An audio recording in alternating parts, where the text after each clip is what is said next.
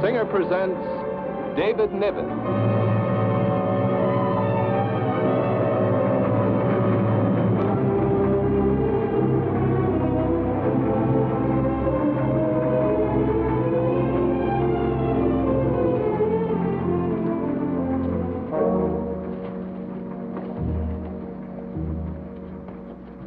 Good evening.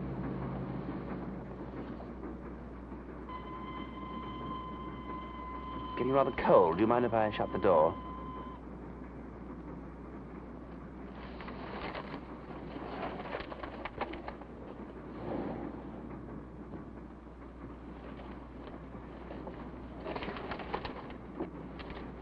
You are bound for Clayborough. Yes, I'm visiting with... Well, how do you know? It's obvious that you don't remember me, Mr. Langford. You seem very familiar, but I'm afraid I don't place you. Dwerrihouse. John Dwerrihouse. Oh, of course, Allison's brother. Yes, we met at, At the wedding?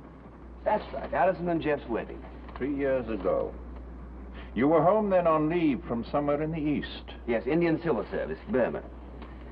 Well, I'm home for good now. This is my first weekend in England, and Allison and Jeff have very kindly asked me out. I expect you're going to stay there, too, for the weekend. No. No, I'm on my way to a business transaction.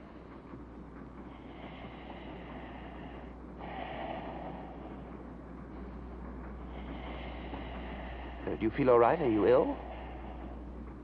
Why do you ask?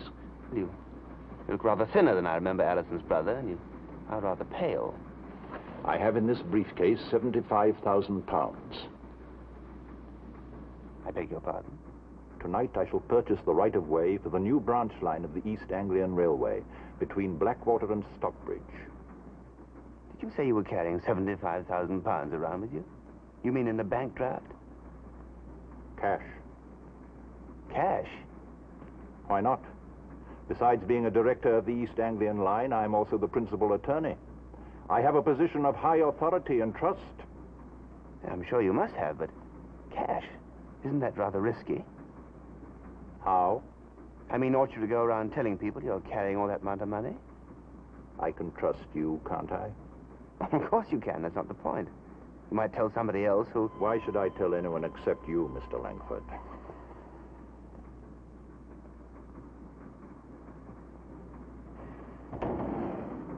Your ticket, sir? Oh, yes. Certainly. Clayborough. Are we going to be on time? Oh, yes, sir.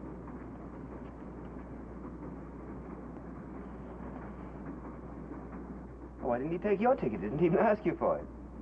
They never do. Oh, because you're a director of the line. I have a lifetime pass.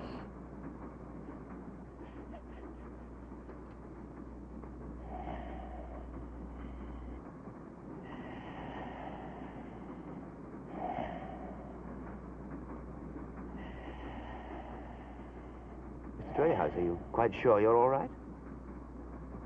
Very sure.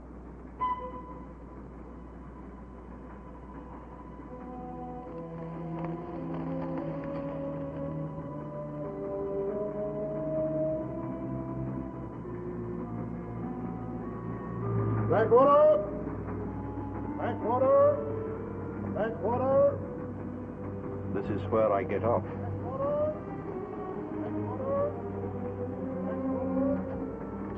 I'm glad we met, Langford. Very glad. Thank you.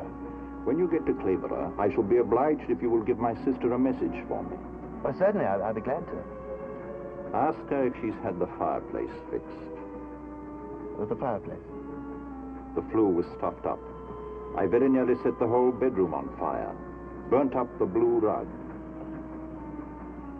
You can remember that, can't you? Yes, I think so.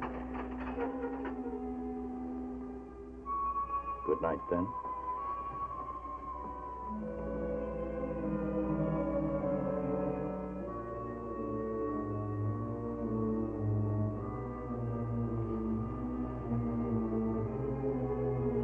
Mr. Dwerrihouse, where did the other passenger go? Passenger, sir? Yes, the one who was in the compartment with me. How's that again, sir? In the compartment? Oh, never mind. How long do we stop here? Only until we drop the mail back, sir. But I wouldn't suggest you getting off now.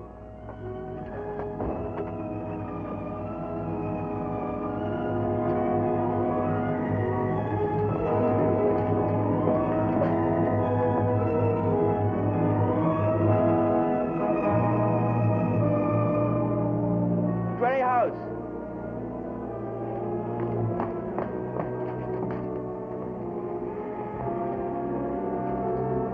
Mr. Dwerryhouse?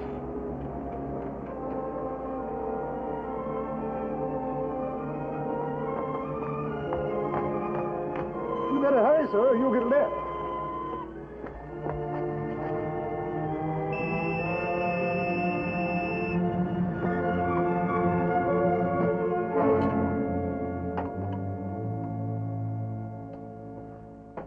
Of course, the Burmese have the answer to the whole thing. Life, love, everything. They believe that amity gives provision, that provision gives contentment, that contentment gives peace, and peace is happiness. This is utopia. Why look any further? Since you seem to have found utopia out there, why did you come home? For the fog and the nasty weather. Well, gentlemen, here's to England.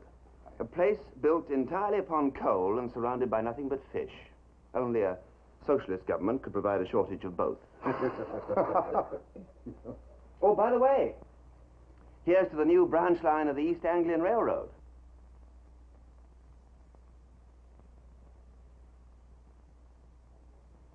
What branch line? Well, the one from Blackwater to Stockbridge, of course. Well, Dwerryhouse should have told me if this was supposed to be hush-hush. Dwerryhouse?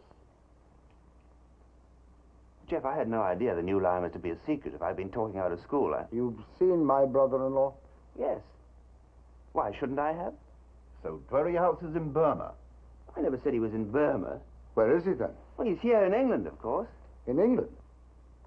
That's not possible. What do you mean it's not possible? I traveled with him tonight on the 6:15. On the East Anglian line? On our railroad? He wouldn't dare. Are you gentlemen going to solve all the problems of the world tonight, or will you give some attention to us? I suppose we had better join the ladies, gentlemen. Sorry, dear.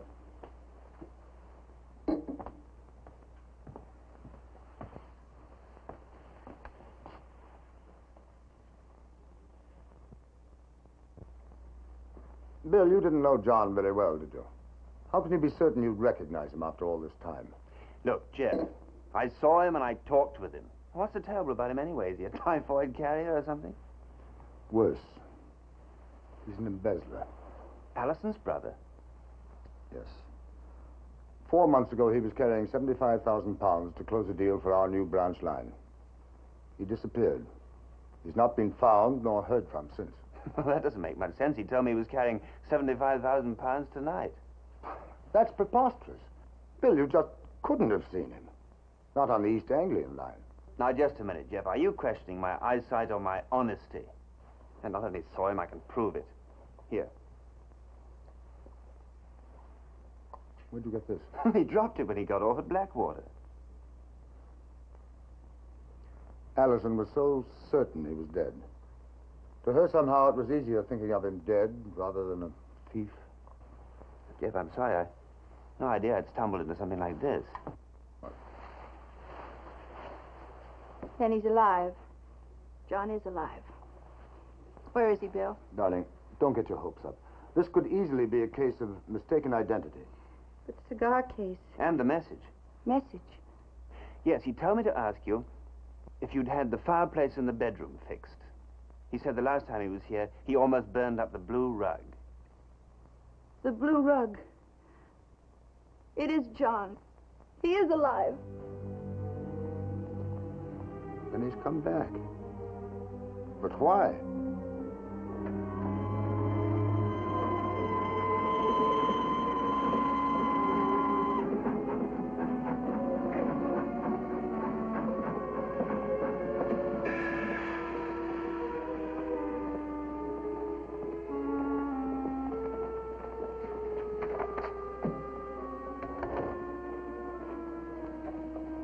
There he is. Conductor, I rode the 6:15 this evening. There's a gentleman with me. Would you describe him to Mr. Pender here, please? I beg your pardon, sir. There was another passenger in the compartment. I would have remembered. Do you remember me? Oh, yes, sir. You were bound for a Clayborough. That's right. Well, this other man... Did I take his ticket, sir? No, of course not. He had a pass. Oh, there you see, sir. If he had a pass, I'd have remembered him for fare. He must be lying. He couldn't have helped seeing Dwerryhouse. John Dwerrihouse? Yes. Oh, Mr. Pendle, sir, if I'd seen Mr. Dwerrihouse, I'd do me duty like being instructed to up and down the line. I'd have called you, sir, or the Home Office. I'd have reported it for sure. Then you didn't see him. You swear to it. You couldn't have helped seeing him. Oh, sir, I wouldn't withhold information like that. Not with 30 years in the line and me pension coming up. Thank you. Will that be all, sir? Yes. Jeff, you're not going to believe that. That man must have been paid to keep his mouth shut. I don't understand it. You mean you don't believe me? I didn't say that. But I had hoped we'd find him or a lead on him before we had to face the board of directors. And Sir Charles. You make the Sir Charles sound like an ogre. Well, he's not far from it. Now, if I understand you correctly, Mr. Langford, Dwerrihouse told you he was carrying £75,000 to purchase a branch line for the railroad. That's right. And when he got off the train, and you went after him with the cigar case, he met a man whom you describe as middle-aged, middle-sized, wearing a grey-trimmed beard. That's correct. This is your contention, in spite of the fact that the conductor, who knew Mr. Dwerrihouse very well by sight, disagrees with you. If you prefer to take the conductor's word instead of mine, that's your prerogative. But every employee on the East Anglian line knew Mr. Dwerrihouse by sight. Why didn't any of them come forward and say that they'd seen him? I don't know. And furthermore, I don't care. I only came here as a favor to Jeff. Sir Charles, there is the man with the grey beard. Now, if we could find him... Oh, yes, the nebulous man with the grey beard. Middle-aged, you said? Yes. Middle-aged, middle-sized, and with a grey-trimmed beard. That description would fit many of my friends. Now, I come to think of it, Rakes, my secretary, has a grey beard. And, Mr. Hardwick here. Now, he fits your description perfectly. Perhaps, Mr. Langford, he is your man. You know very well he's not. Now, just exactly what are you trying to get at, Sir Charles? Or you don't believe I met Dwerrihouse? Oh, I believe that you met him. The cigar case and the fact that you knew about the branch line and the £75,000 testifies to that. But I do not believe that you met him on the 6:15 last night. Sir Charles... It's all right, Jeff. I want to hear this. Go ahead, Sir Charles. Where do you believe I met him? In Burma. In Burma? Then where did I find the cigar case? You didn't find it. He gave it to you as proof that you're his representative. His representative? Let's come to the point, Mr. Langford. How much of the £75,000 will John Dwerrihouse return to us for immunity? Bill, wait, please. The man with the beard. This is the man. The man who met Dwerrihouse at Blackwater Station. I tell you, Sir Charles, this is the man I saw at Blackwater Station. The man with the beard. The report you wanted, sir. Riggs, do you know this man? No, sir. Have you ever seen him? I'm afraid not, sir. He says he's never seen you, Langford. I didn't say he had seen me. I said I saw him. I don't understand. You saw me? I saw you at Blackwater Station talking to John Dwerrihouse. Well, Riggs? You must be mistaken. You couldn't have seen me. It's not possible. I saw you on the station platform about 7 o'clock last night. Last night? It doesn't matter what he says. There's no question about it. This is the man. You're positive? You'd swear to that? Absolutely. Sir Charles, Bill is an old friend of mine. His integrity is beyond question. They were standing underneath a lamppost. I saw him clearly talking to Dwerrihouse. It's an interesting thing, Langford, but according to you, everybody is lying except you. The conductor, now Rakes. Next, you'll be accusing me. Well, ask him where he was last night. Go ahead, ask him. Rakes, tell the gentleman where you were. Go on. You worked at the office until what time? Why, until the usual hour, 6. And then what did you do? Why, you know, sir. I went home with you. Tell Mr. Langford. Well, Sir Charles Carr called for us at 6, and then we went to his house. We had a bit of supper together in his library, and then we worked on these reports until 12:30. I'm sorry, Langford, but it's all true. Rakes wasn't out of my sight last night for more than 5 minutes, and I don't live anywhere near Blackwater. So if you persist in accusing Rakes, you also accuse me. Because I'm his alibi.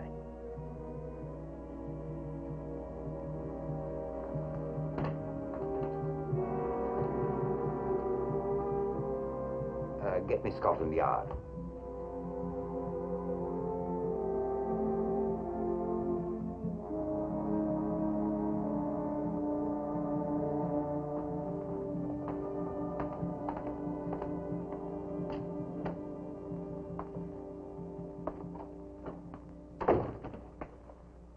Inspector Blaney? Yes. It's Mr. Langford, isn't it? Yes. Won't you sit down? Thank you. Glad to have you back from Burma, Mr. Langford. Oh, I'm flattered. Cigarette? No, thank you. Is this a new function of Scotland Yard? Welcoming every returning civil servant back into the fold? Well, not everyone, Mr. Langford. Let's see now. You're retired from the service? No, I resigned. Oh, and you had, what was it now, 15 years altogether? Yes, 15 years. Too bad. Another 10 years and you'd have been pensioned. You know, had he changed much? Who? Very House. From the last time you met, I mean. You were old friends, you say. I didn't say, and we weren't. I've only seen him once before, about 3 years ago, at a wedding. Yes, of course, a man changes in 3 years. Lord knows I didn't wear these things 3 years ago. Yes, we all get on. We do, don't we? I understand that you're going to reopen your family home down in Sussex. Yes, that's right. Going to live there? I plan to, yes. Most people are selling properties like your home in Sussex. The upkeep is so great nowadays. Well, I'm rather behind the times. I've been away for 15 years. So you didn't like Burma then? On the contrary, I like Burma very much indeed. Oh, I don't know what could have given me that impression. You want to know why I resigned, is that it, Inspector? How I could afford to quit and forego the pension? Well, I shouldn't want you to think that I was prying into your affairs, Mr. Langford. No, I didn't think that for a moment, Inspector. You know, they ought to like those platforms better. That one at Blackwater, for instance. If you're suggesting that I didn't see rakes, you should check my army record. You'll find that my eyesight is 20/20. And as to my resigning without a pension, my bank will tell you that my finances are in good order, too. Oh. There's a photograph of Dwelly House. Well, so nice of you to stop by and chat, Mr. Langford. Very nice of you to ask me, Inspector.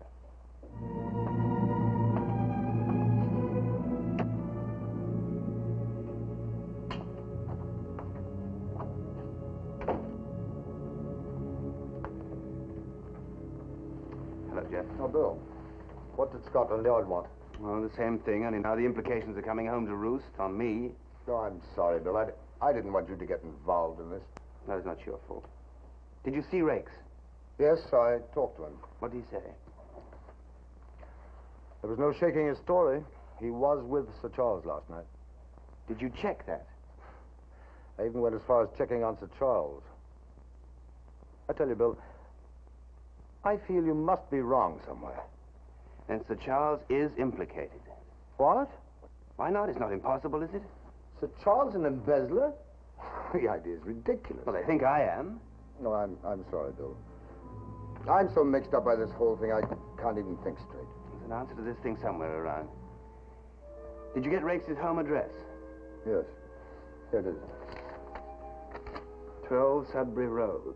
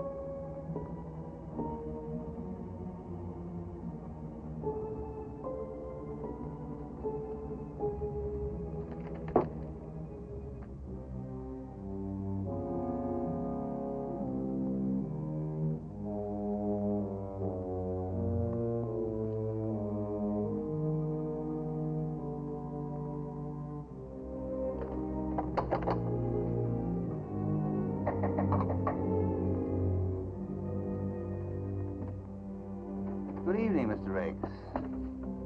I have nothing to say to you. Now, maybe I have something to say to you. There's nothing to talk about. Leave me alone! Get out! Where's Dwerryhouse? Dwerryhouse? Yes, Dwerryhouse. He came in here. I saw him. In here? This is some kind of trick. You can't frighten me. Rakes, look behind you.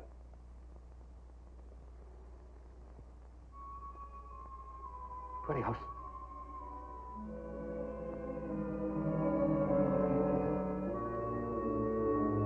What is this? What are you trying to do to me? You can have the money back, Dwerryhouse. I don't want it. I didn't mean to take it. Go away. Go away. You're dead. I killed you. I killed you. You're dead. Wait. It can't be him. I killed him. I killed him. Come. What's wrong here? He thinks he killed a man. And did he, sir? No, of course not. The man he thinks he killed inside that house. Well, go and look for yourself. He's in the parlor. I will. Now, take it easy, Rakes. Everything's going to be all right. I killed him. The money. Hid the money. Buried it on the floor in the kitchen. I didn't mean to steal it. All that money. The 75,000 pounds? Then you embezzled it. It wasn't Dwerryhouse. I killed him. Took the money. I'll make him go away. Leave me alone.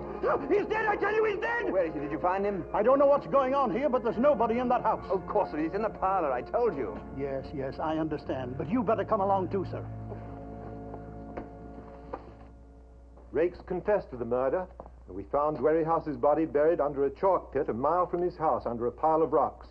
We also found the money buried under the kitchen floor.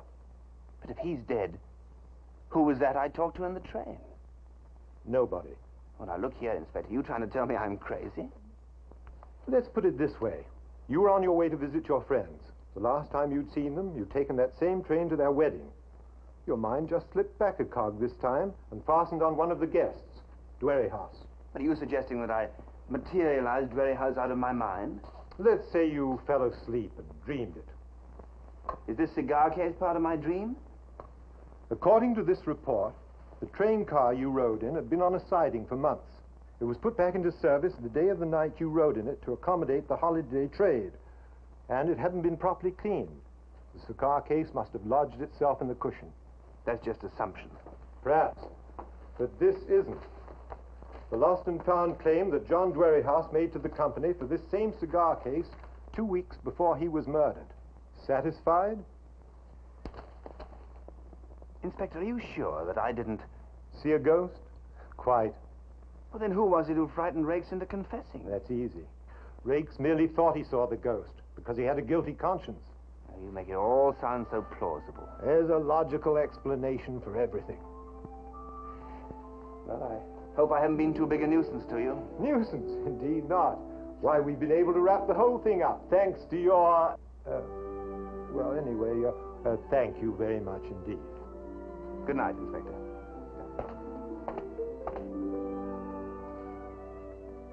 Inspector.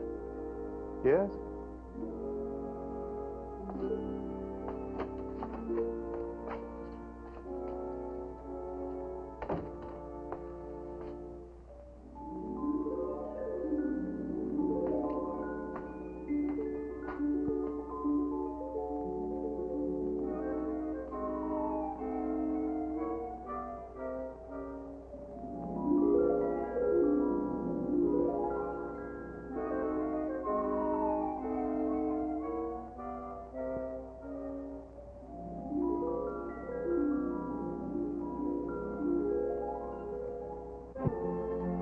We've enjoyed having you this evening as guests of the Singer Sewing Machine Company.